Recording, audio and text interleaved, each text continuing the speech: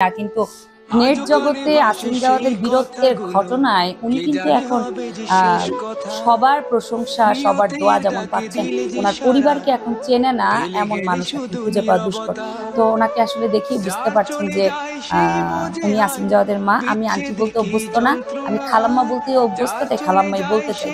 বাসায় এখন এভাবে কি একাই ছিলেন? আপনার বাচ্চা যখন, ছেলে যখন চট্টগ্রামে থাকতো, তো কতদিন পর পর ধরেন আসতো যখনই সুযোগ পাইতো?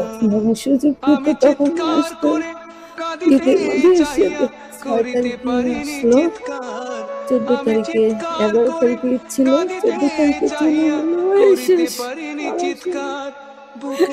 আর আসেনি, এই জন্য আসার কথা ছিল একটা কোর্স করার জন্য। আমাকে বলছিল আম্মু আমি জুনে আসতেছি, আর আসেনি, আর আসেনি, ওই বাসায় আর আসবে না, আর আসেনি। আমি একাই থাকি।